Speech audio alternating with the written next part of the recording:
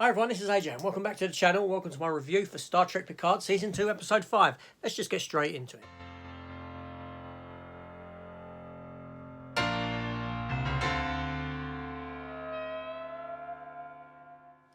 Okay, yeah, so this episode was titled Fly Me to the Moon. Now, I'm going to try and talk rather cryptical about this episode so that I don't give away any sort of spoilers for what goes on. But yeah, a little rundown of the story. Obviously, it catches up where the previous episode left off.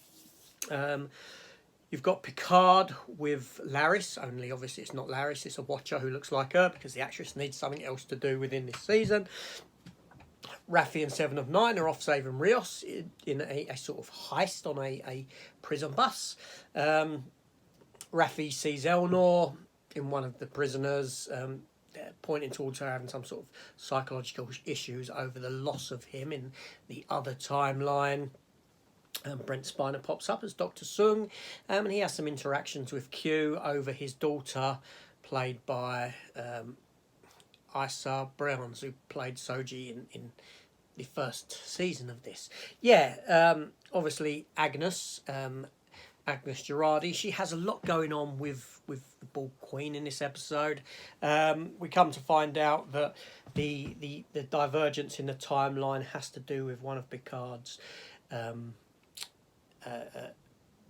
predecessors, one of his family, one of his long lost relatives in the timeline that he's from, someone from the past, from this era. And hi everyone, this is AJ and welcome back to the channel. Welcome to my review for Star Trek PICARD Season 2 Episode 5. So let's just get straight into it. Okay, so this episode is called Fly Me to the Moon. Now, I'm going to try and do this spoiler free. I'm going to be very sort of cryptic with what I say, but if you've seen the episode, you will get what I'm going on about. I'll do my best for you anyway. So this episode does pick up where the last episode left off. We find Picard with Laris, or the actress who plays Laris. She's the Watcher. This actress needed something to do, so therefore she needed to be in it. We have Raffi and Rios. Raffi and Seven of Nine on a rescue mission of Rios, who's on a prison bus, being escorted to who knows where to be given the chop.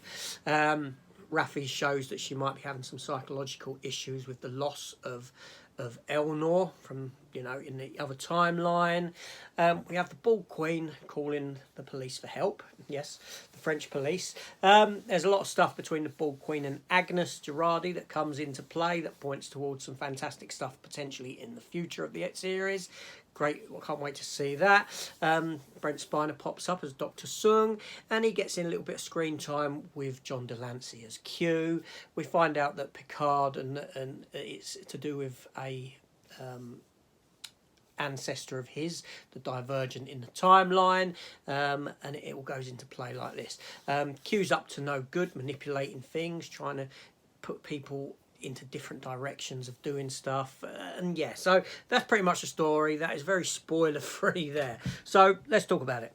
Okay, so the pacing for this episode, I felt this was the slowest episode so far. It did drag, the introduction of Brent Spiner as Dr. Sung again. When we got to that, I felt we've stepped away from the primary narrative, and now we've introduced this new plot thread throughout the series to give Brent Spiner some screen time.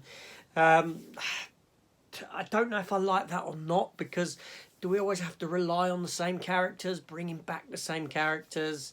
Brent Spiner's fantastic as Data, and he's a fan favourite, I get that, but do I need to see him again? I'm not so sure. Can't we get something a bit different, a bit fresher? That being said, Patrick Stewart's fantastic in the episode. Brent Spiner's fantastic, don't get me wrong, he's really good to watch on screen. John Delancey, his back and forth with Brent Spiner is very good. There was an F-bomb dropped in the episode. I don't really think that's necessary in Star Trek. Does it make it edgy? Not really. It just notices as being, just totally not necessary in my mind. Now, like I said, it was a slower episode for me. Somewhat boring to a degree, actually, in certain scenes. Some stuff I weren't interested with. The stuff that intrigued me the most was obviously the Bald Queen and Agnes, and where we're left to at the end after this infiltration of this gala.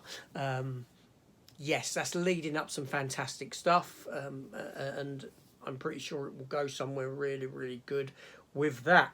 Yeah, what else can I say about the episode?